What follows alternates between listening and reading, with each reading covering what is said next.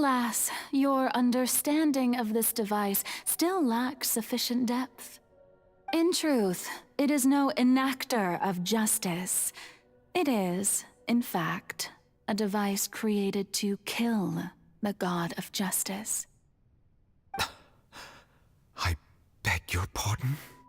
Oh, you have it.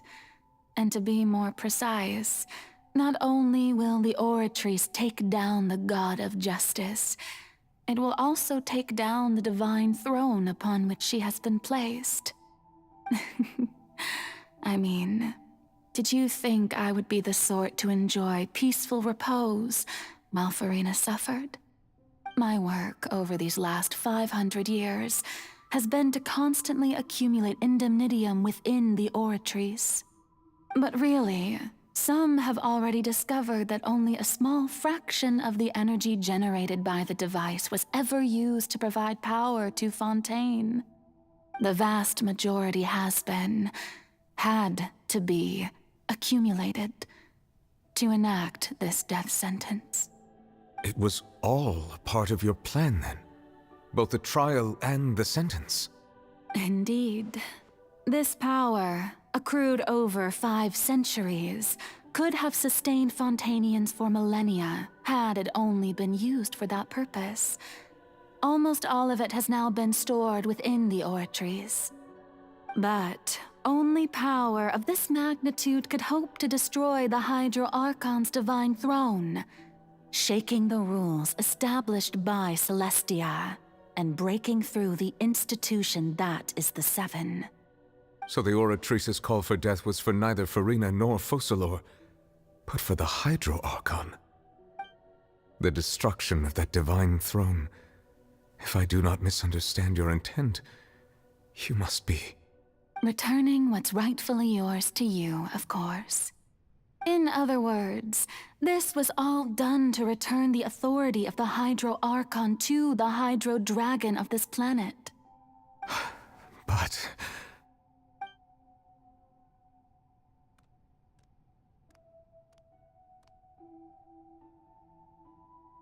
Oh, what? Getting sad again, are we?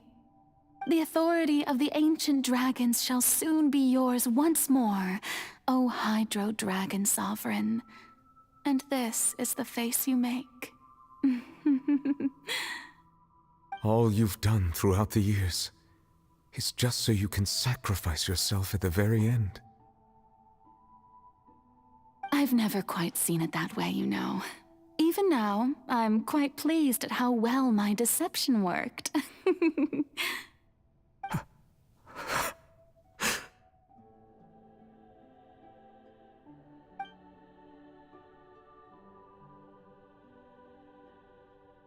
Hydro Dragon, don't cry.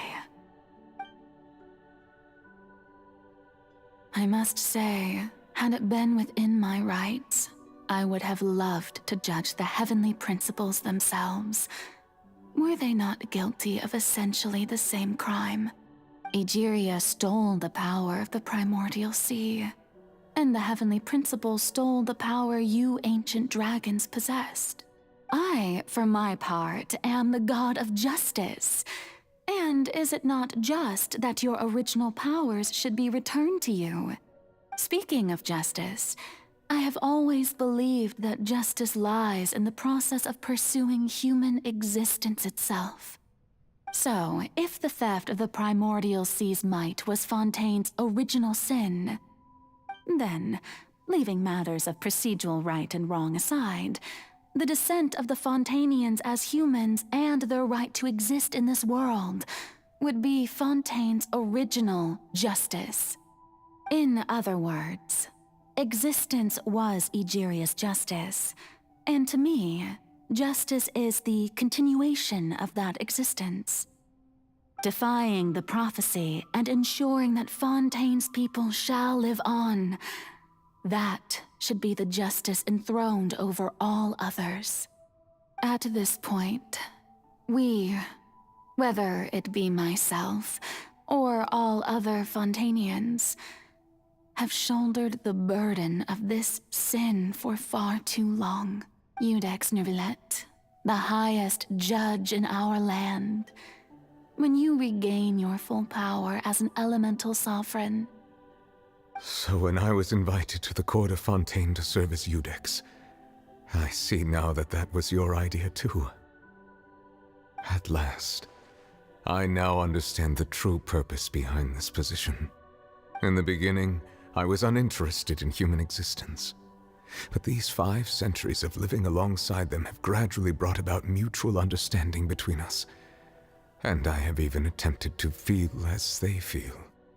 You are a devious one, Focalors. Things being as they are, surely you know that I could never declare them to be guilty.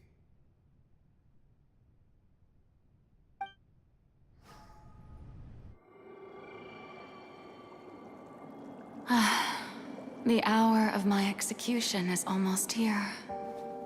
For the sinner, the curtain call has come. I know I may not sound it, but faced with death, I find myself a little afraid. Perhaps this is one thing both gods and humans have in common.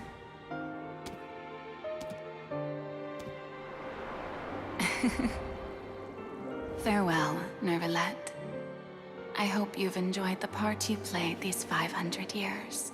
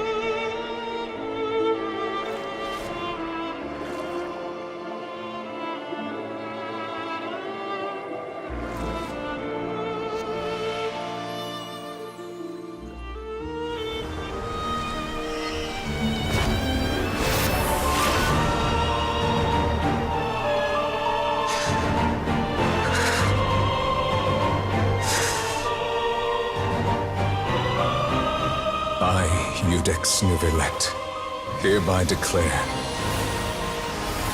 people of Fontaine, your sins are forgiven.